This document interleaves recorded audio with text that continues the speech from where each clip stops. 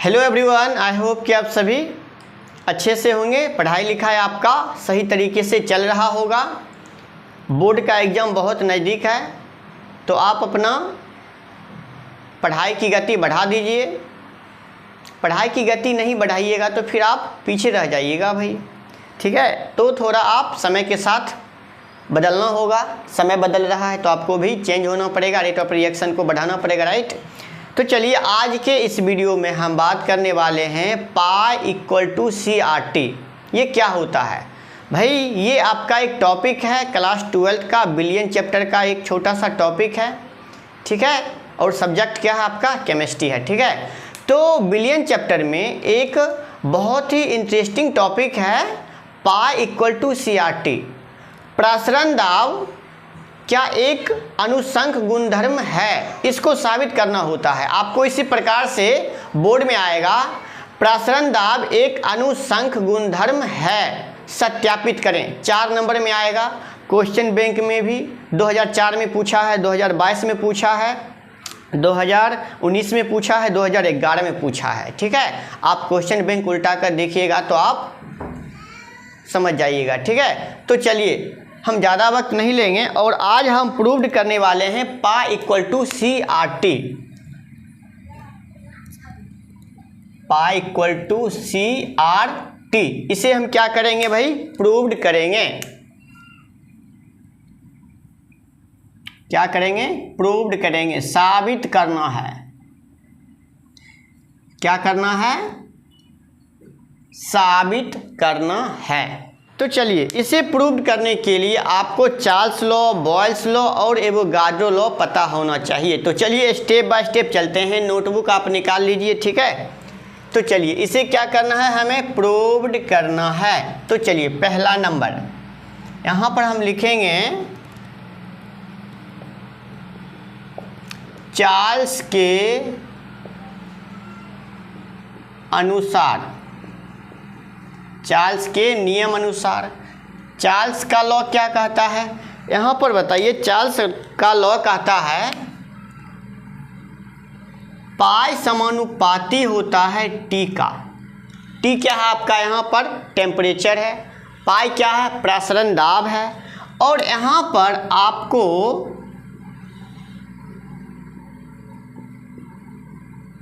Constant क्या मिलेगा? यहाँ पर आपका कांस्टेंट प्रेशर होगा। क्या होगा? प्रेशर रहेगा। देखिए चार्ल्स लॉ के अनुसार, चार्ल्स लॉ कहता है किसी विलयन का प्रसरण दाब ताप के समानुपाती होता है एट कांस्टेंट प्रेशर। अगर आप प्रेशर को कांस्टेंट रखें तब किसी विलयन का प्रसरण दाब ताप के समानुपाती होता है। समझिए, मान लेते हैं ये मेरे पास एक कंटेनर है। क्या है? मेरे पास एक कंटेनर है, ठीक है। अब इसमें क्या है भाई? विलयन है, विलयन है। अब हम क्या देते हैं? यहाँ से टेम्परेचर को देते हैं, ठीक है। क्या देते हैं? ताप देते हैं। तो जैसे ही आप ताप को बढ़ाएंगे तो विलयन का प्रसरण दाब भी क्या हो जाएगा? बढ़ने लगेगा। आपने कुकर में देखा होगा, टेम्परेचर जितना ज़्यादा देंगे प्रेशर उतना ही ज़्यादा होगा, विलयन का प्रसरण दाब उतना ही ज़्यादा होगा, बढ़ने लगेगा। इसीलिए आप देखते होंगे यहाँ से वेपर निकलना शुरू हो जाता है। तो समझ में आया? चार्ल्स लॉ क्या कहता है? किसी विलयन का प्रसरण दाब ताप के समानुपाती होता है एट कांस्टेंट प्रेशर। अगर हम प्रेशर को नियत रखें तो किसी भी विलयन का प्रसरण दाब ताप के समानुपाती होता है। ओके भाई। तो यहाँ पर बताइए, अब पाई समानुपाती टी, इसको हम मान लेते हैं समीकरण 1। क्या मान लेते हैं? समीकरण 1 मान लेते हैं, ठीक है। स्टेप बाय स्टेप चलेंगे। अब हम 2 नंबर में आते हैं। 2 नंबर में बॉयल्स, बॉयल्स के अनुसार। किसके अनुसार? बॉयल्स के अनुसार। बॉयल्स का नियम क्या कहता है? समझे। बॉल्स का नियम क्या कहता है, विलयन का प्रसरण दाब आयतन के व्युत्क्रमानुपाती होता है। क्या होता है, आयतन के व्युत्क्रमानुपाती होता है।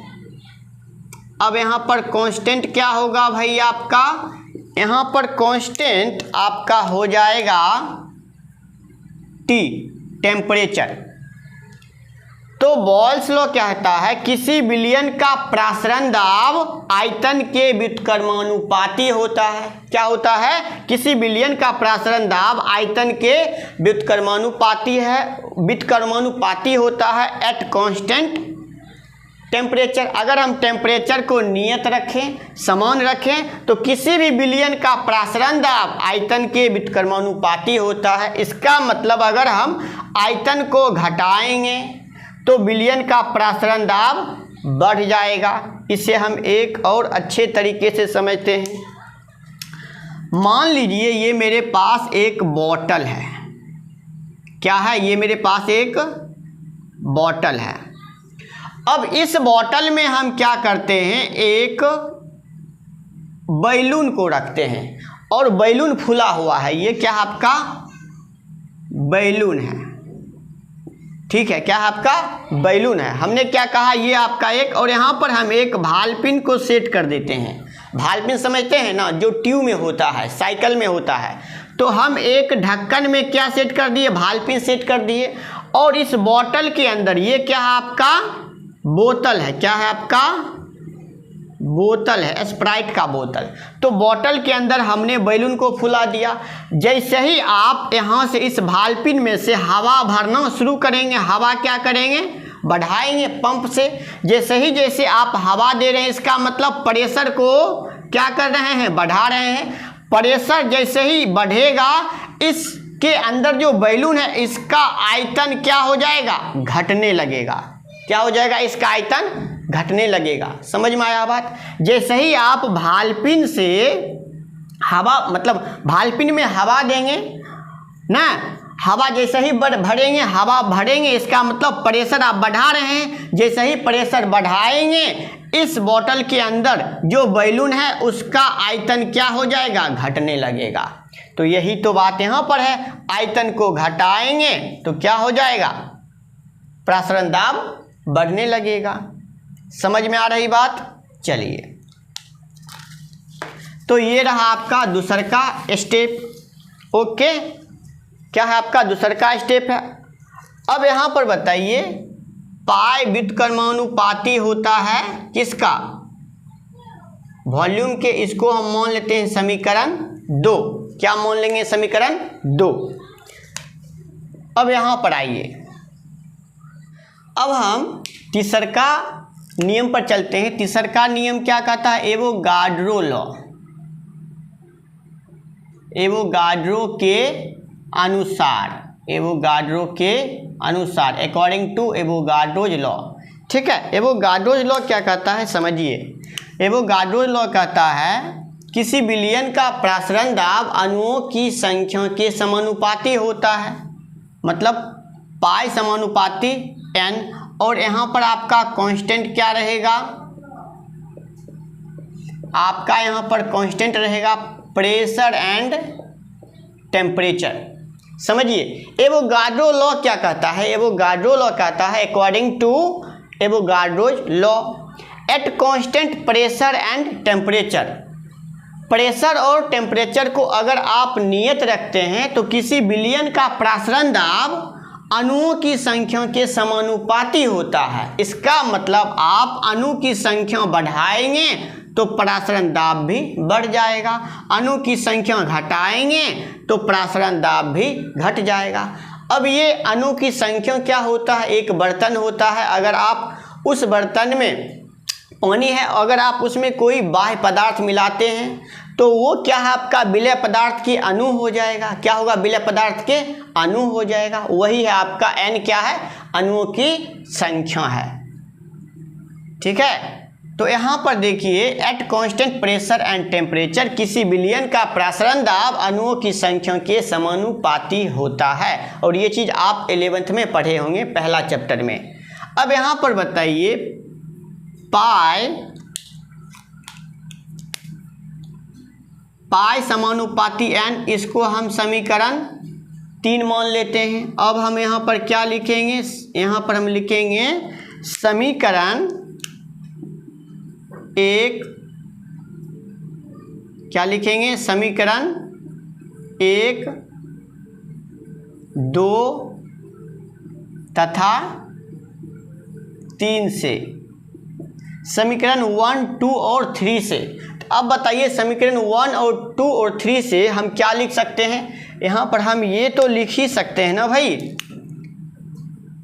पाई समानुपाती होता है t के, और यहाँ पर हम क्या लिखेंगे 1/v, और यहाँ पर हम लिखेंगे n।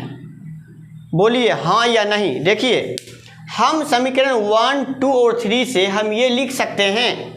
देखिए पहला नियम क्या कहता है, चार्ल्स के अनुसार पाई समानुपाती होता है टेम्परेचर के, मतलब किसी विलयन का प्रसारण दाब ताप के समानुपाती होता है। यहाँ पर देखिए किसी विलयन का प्रसारण दाब ताप के समानुपाती है, पहला नियम। दूसरा का नियम बॉयल्स के अनुसार पाई भी के मतलब आयतन के व्युत्क्रमानुपाती होता है। यहाँ पर बताइए पाई, यहाँ पर देखिए पाई आयतन के व्युत्क्रमानुपाती है, बिल्कुल है। अगर इसे बढ़ाएंगे तो ये घट जाएगा। अब तीसरा का क्या कहता है, पाई अणुओं की संख्या के समानुपाती होता है। यहाँ पर देखिए पाई और यहाँ पर क्या है n है, समानुपाती है, तो ये तो हम लिख ही सकते हैं। अब आइए स्टेप बाय स्टेप समझते हैं।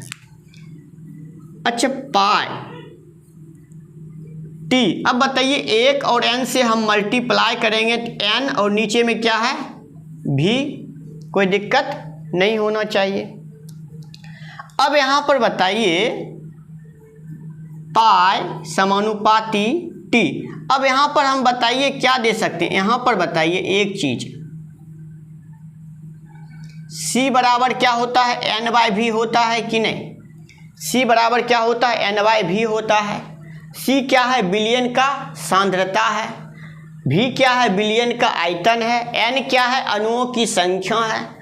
तो किसी विलयन का सांद्रता क्या होता है, किसी विलयन के आयतन में जो अणुओं की संख्या उपस्थित होता है उसी को हम क्या कहते हैं, विलयन की सांद्रता कहते हैं। अब बताइए यहाँ पर हम n/v, यहाँ पर है ना n/v की जगह पर हम c रख सकते हैं, बिल्कुल। तो यहाँ पर रखिए आप, t तो है ही ना, t तो है ही ना भाई।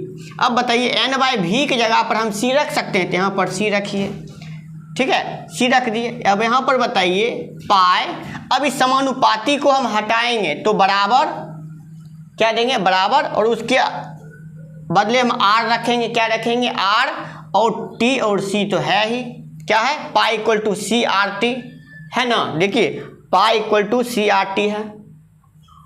अब बताइए RTC है, अब हम इसको उलट देंगे, क्या देंगे, उलट कर देंगे, उलट मतलब पलट देंगे। तो RTC है तो हम इसको क्या CRT लिख सकते हैं कि नहीं, बताइए। देखिए प्रूव्ड हो गया, पाई इक्वल टू CRT। समझ में आई बात।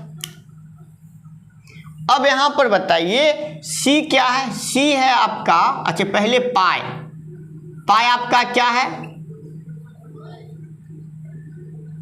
विलयन, विलयन का प्रसारण दाब। C क्या है, विलयन की सांद्रता। R क्या है आपका,